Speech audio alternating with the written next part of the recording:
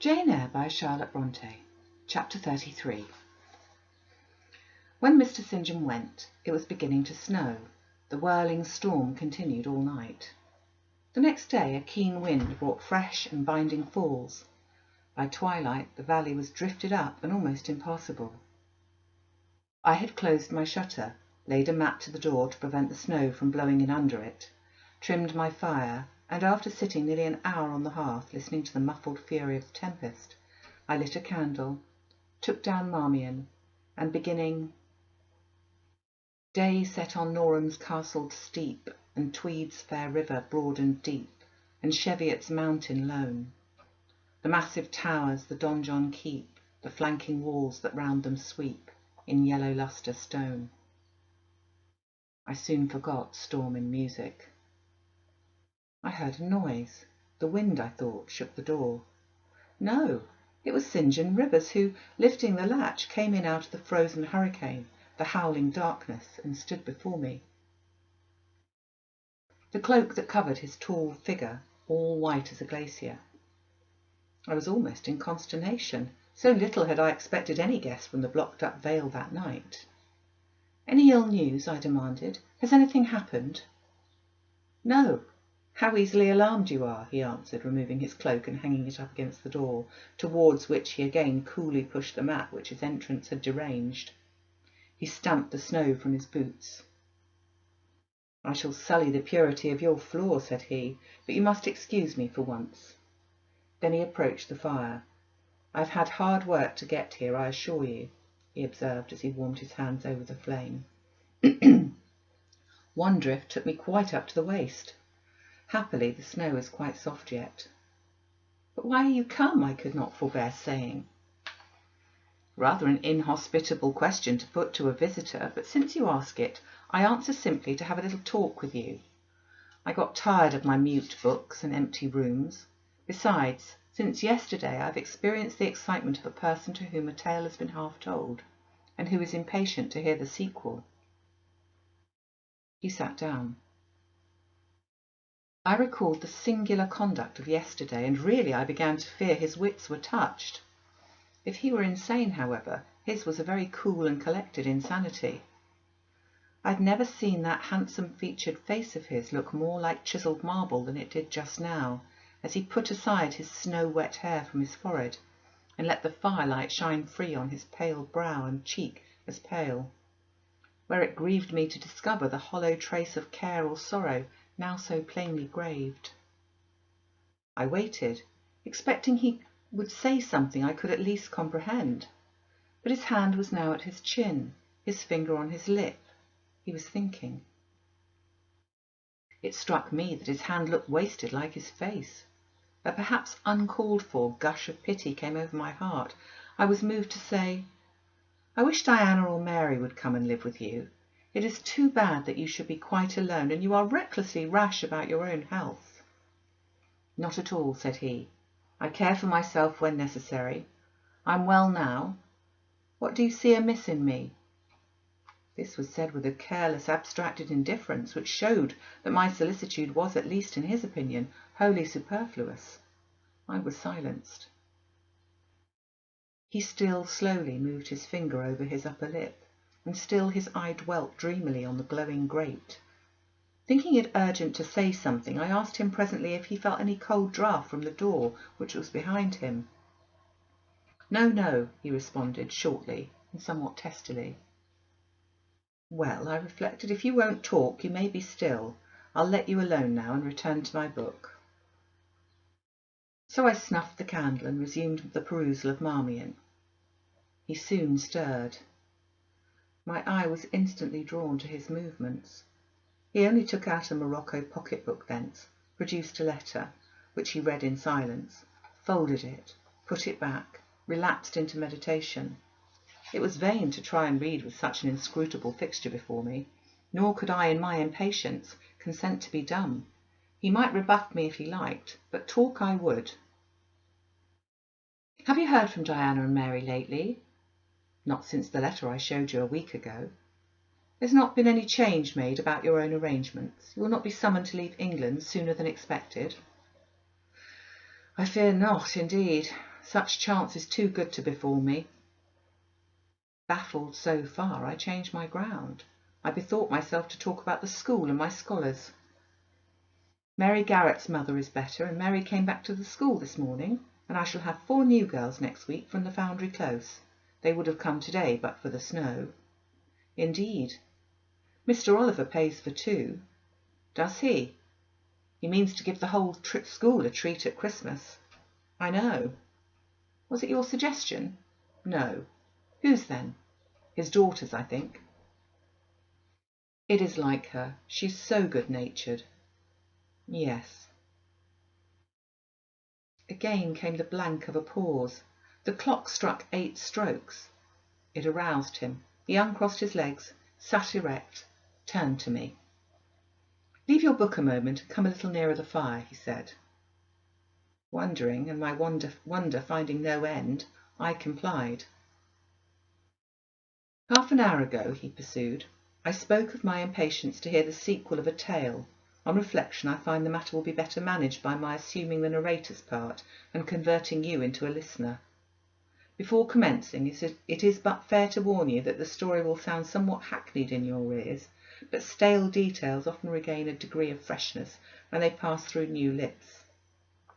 For the rest, whether trite or novel, it's short. 20 years ago, a poor curate, never mind his name at this moment, fell in love with a rich man's daughter.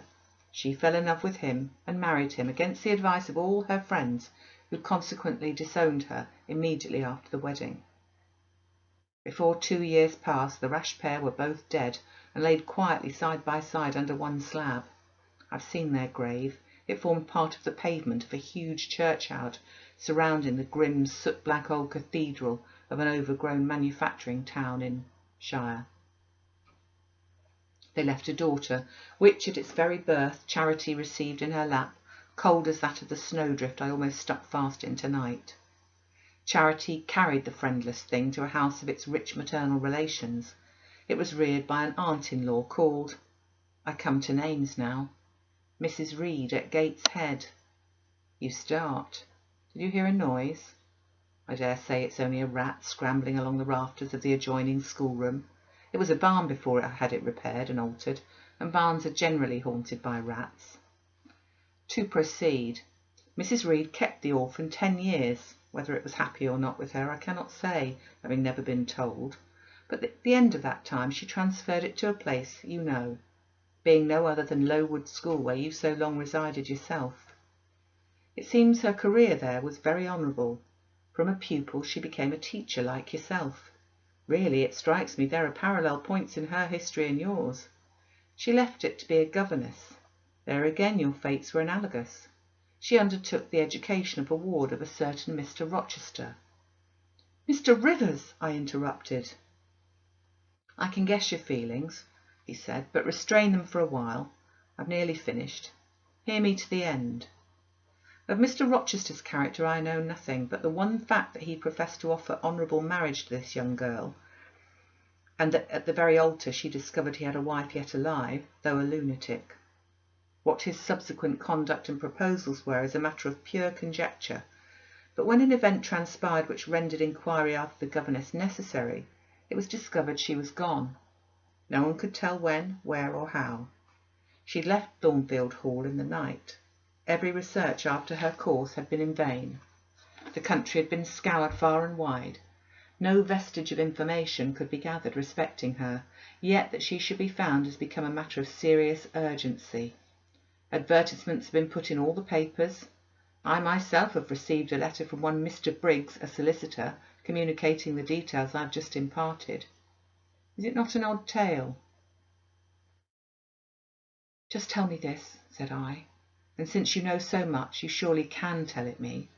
What of Mr Rochester? How and where is he? What is he doing? Is he well? I am ignorant of all concerning Mr Rochester. The letter never mentions him, but to narrate the fraudulent and illegal attempt I have adverted to. You should rather ask the name of the governess, the nature of the event which requires her appearance. Did no one go to Thornfield Hall then? Did no one see Mr Rochester? I suppose not. But they wrote to him? Of course. And what did he say? Who has his letters? Mr Briggs intimates that the answer to his application was not from Mr Rochester, but from a lady. It is signed Alice Fairfax. I felt cold and dismayed. My worst fears then were probably true. He had, in all probability, left England and rushed in reckless desperation to some former haunt on the continent. And what opiate for his severe sufferings, what object for his strong passions, had he sought there? I dared not answer the question. Oh, my poor master, once almost my husband, whom I had often called my dear Edward. He must have been a bad man, observed Mr Rivers. You don't know him. Don't pronounce an opinion upon him, I said with warmth. Very well, he answered quietly, and indeed my head is otherwise occupied than with him. I have my tale to finish. Since you won't ask the governess's name, I must tell it of my own accord. Stay, I have it here. It is always more satisfactory to see important points written down, fairly committed to black and white. And the pocket-book was again deliberately produced.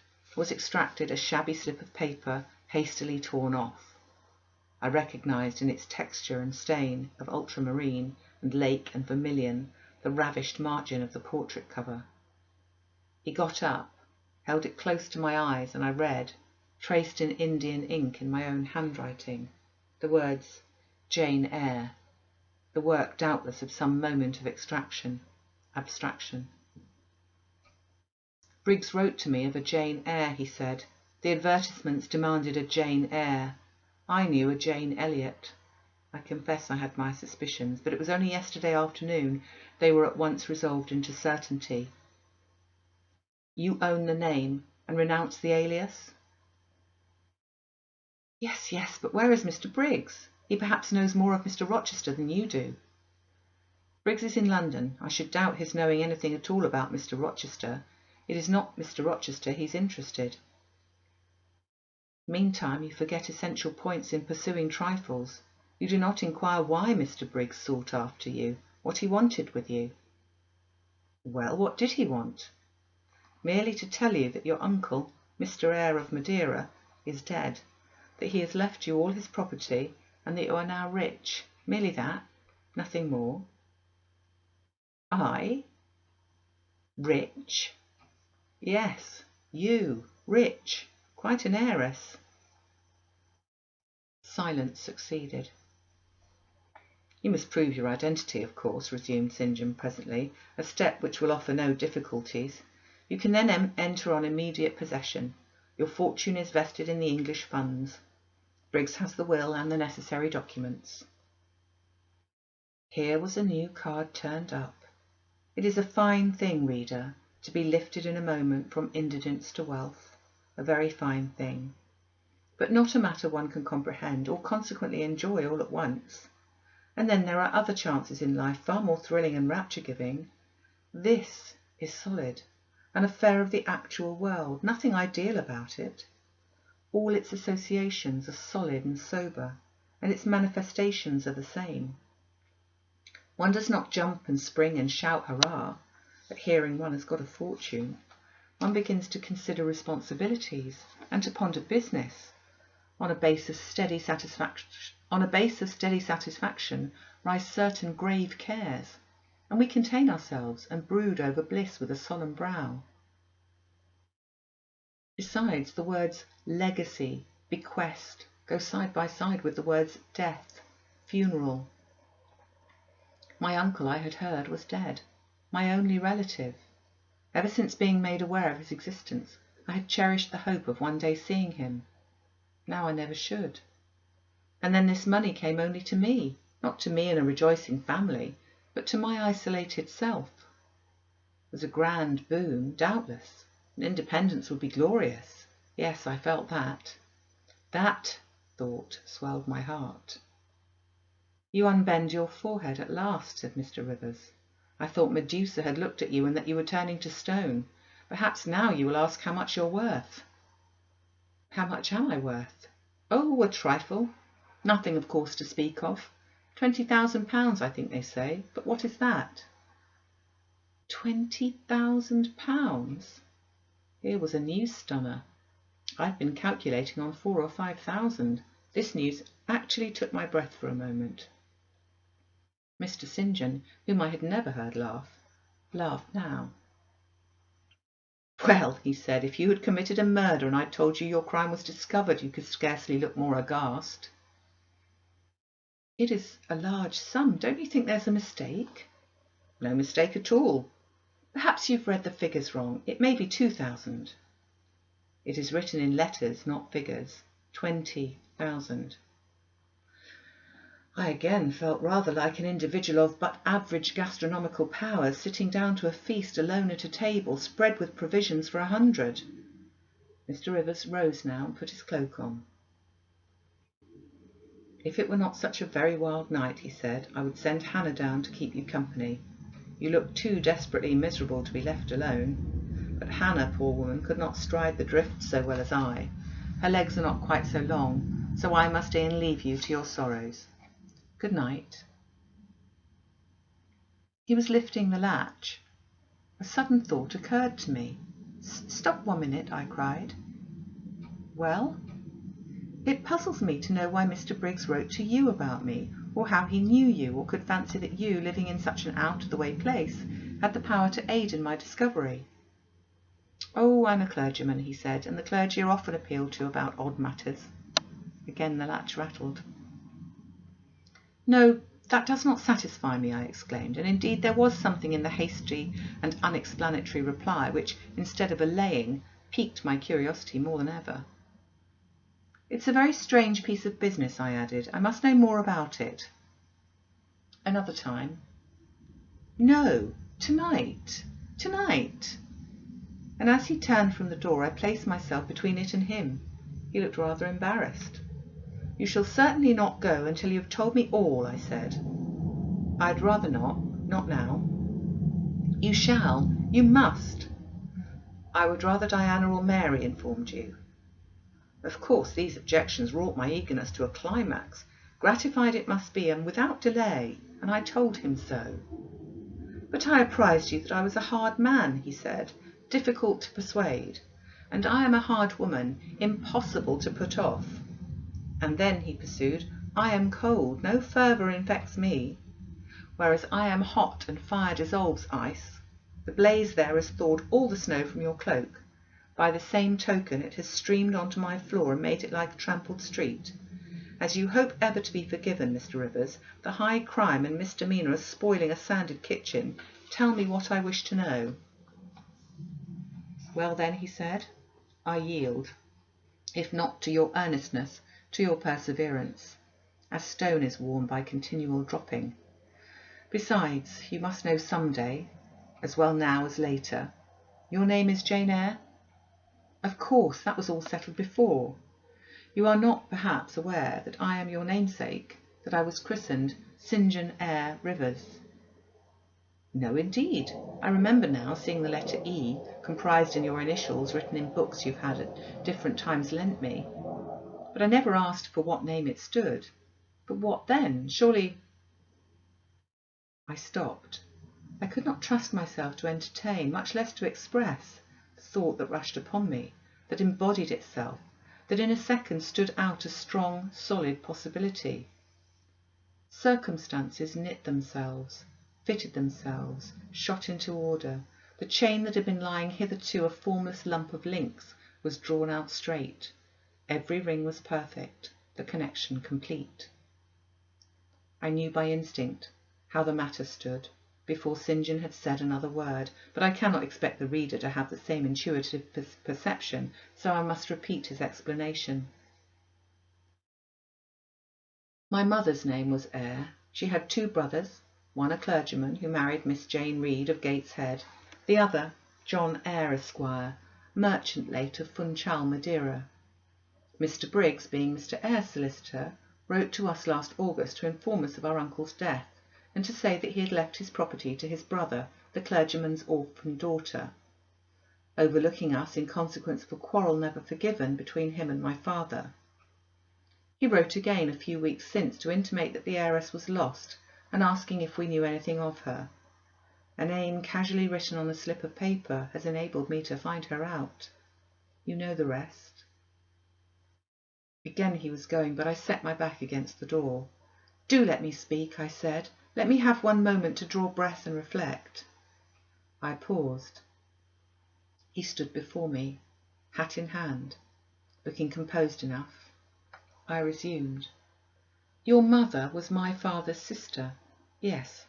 "My aunt, consequently." He bowed. "My Uncle John was your Uncle John. You, Diana, and Mary are his sister's children, as I am his brother's child." "Undeniably." "You three, then, are my cousins. Half our blood on each side flows from the same source." "We are cousins, yes." I surveyed him. It seemed I'd found a brother, one I could be proud of, one I could love, and two sisters whose qualities were such that when I knew them but as mere strangers, they had inspired me with genuine affection and admiration. The two girls on whom, kneeling down on the wet ground and looking through the low latticed window of Moor House kitchen, I had gazed on with so bitter a mixture of interest and despair, were my near kinswomen. And the young and stately gentleman who'd found me almost dying at his threshold was my blood relation. Glorious discovery to a lonely wretch. This was wealth indeed. Wealth to the heart, a mine of pure genial affections. This was a blessing, bright, vivid and exhilarating, not like the ponderous gift of gold, rich and welcome enough in its way, but sobering from its weight. I now clapped my hands in sudden joy. My pulse bounded, my veins thrilled. "Oh, I am glad, I exclaimed. St. John smiled. "Did I not say you neglected essential points to pursue trifles?" he asked. "You were serious when I told you you'd got a fortune, and now, for a matter of no moment, you are excited." "What can you mean? It may be of no moment to you. You have sisters and don't care for a cousin. But I had nobody. And now 3 relations, or 2 if you don't choose to be counted, are born into my world full grown. I say again, I am glad." I walked fast through the room. I stopped, half suffocated with the thoughts that rose faster than I could receive, comprehend, settle them. Thoughts of what I might, could, would, and should do, and that ere long. I looked at the blank wall. It seemed a sky, thick with ascending stars. Every one lit me to a purpose and delight. Those who had saved my life, whom till this hour I had loved barrenly, I could now benefit. They were under a yoke. I could free them. They were scattered. I could reunite them. The independence, the affluence which was mine might be theirs too. Were we not 4? £20,000 shared equally would be £5,000 each. Enough and to spare. Justice would be done. Mutual happiness secured. Now the wealth did not weigh on me. Now it was not a mere bequest of coin. It was a legacy of life, hope, enjoyment. How I looked while these ideas were taking my spirit by storm I cannot tell, but I perceived soon that Mr. Rivers had placed a chair behind me and was gently attempting to make me sit down on it. He also advised me to be composed. I scorned the insinuation of helplessness and distraction, shook off his hand and began to walk about again. "Write to Diana and Mary tomorrow," I said, "and tell them to come home directly. Diana said they would both consider themselves rich with £1,000, so with 5,000 they will do very well." "Tell me where I can get you a glass of water," said St. John. "You must really make an effort to tranquillize your feelings." "Nonsense! What sort of an effect will the bequest have on you? Will it keep you in England, induce you to marry Miss Oliver, and settle down like an ordinary mortal?" "You wander. Your head becomes confused. I have been too abrupt in communicating the news. It has excited you beyond your strength." "Mr. Rivers, you put me quite out of patience. I am rational enough. It is you who misunderstand, or rather who affect to misunderstand." "Perhaps if you explained yourself a little more fully I should comprehend better." "Explain?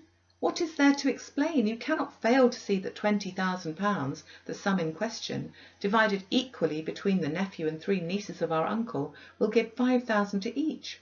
What I want is that you should write to your sisters and tell them of the fortune that has accrued to them." "To you, you mean?" I have intimated my view of the case. I'm incapable of taking any other. I'm not brutally selfish, blindly unjust, or fiendishly ungrateful. Besides, I am resolved I will have a home and connections. I like Moor House, and I will live at Moor House. I like Diana at Mary, and I will attach myself for life to Diana and Mary. It would please and benefit me to have £5,000. It would torment and oppress me to have 20, which, moreover, could never be mine in justice, though it might in law. I abandon to you, then, what is absolutely superfluous to me. Let there be no opposition and no discussion about it.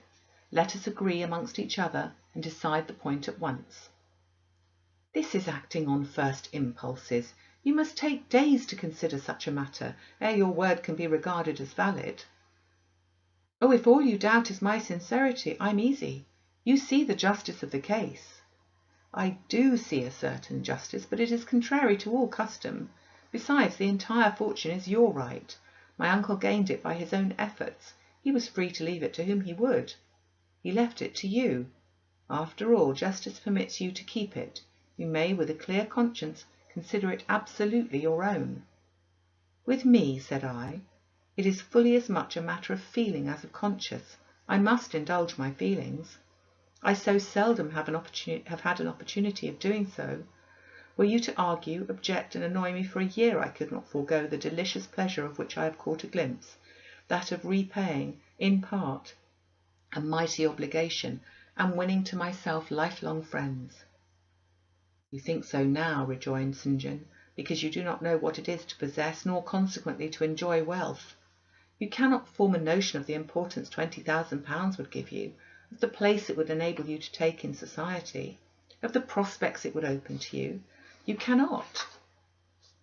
And you, I interrupted, cannot at all imagine the craving I have for fraternal and sisterly love. I never had a home. I never had brothers or sisters. I must and will have them now. You are not reluctant to admit me and own me, are you? Jane, I will be your brother. My sisters will be your sisters, without stipulating for this sacrifice of your just rights. Brother, yes, at the distance of 1,000 leagues. Sisters, yes, slaving amongst strangers. I, wealthy, grogged with gold, I never earned and do not merit. You, penniless, famous equality and fraternization, close union, intimate attachment. But Jane, your aspirations after family ties and domestic happiness may be realized otherwise than by the means you contemplate. You may marry. Nonsense again. Marry? I don't want to marry, and never shall marry. That is saying too much. Such hazardous affirmations are a proof of the excitement under which you harbour. It is not saying too much. I know what I feel and how averse are my inclinations to the bare thought of marriage. No one would take me for love, and I will not be regarded in the light of a mere money speculation. And I do not want a stranger, unsympathizing alien, different from me. I want my kindred, those with whom I have full fellow feeling. Say again you will be my brother. When you uttered the words I was satisfied, happy. Repeat them if you can. Repeat them sincerely. I think I can. I know I have always loved my own sisters, and I know on what my affection for them is grounded, respect for their worth and admiration of their talents. You too have principle and mind. Your taste and habits resemble Diana's and Mary's. Your presence is always agreeable to me. In your conversation I have already for some time found a salutary solace. I feel I can easily and naturally make room in my heart for you as my third and youngest sister. Thank you. That contents me for tonight. Now you'd better go, for if you stay longer you will perhaps irritate me afresh by some mistrustful scruple. And the school, Miss Eyre? It must now be shut up, I suppose? No, I will retain my post of mistress till you get a substitute. He smiled approbation. We shook hands and he took leave. I need not narrate in detail the further struggles I had, the arguments I used to get matters regarding the legacy settled as I wished. My task was a very hard one, but as I was absolutely resolved, as my cousins saw at length that my mind was really and immutably fixed on making a just division of the property, as they must in their own hearts have felt the equity of the institution, and must besides have been innately conscious that in my place they would have done precisely what I wished to do. They yielded at length so far as to consent to put the affair to arbitration. The judges chosen were Mr. Oliver and an able lawyer. Both coincided in my opinion. I carried my point. The instruments of transfer were drawn out. St. John, Diana, Mary and I each became possessed of a competency.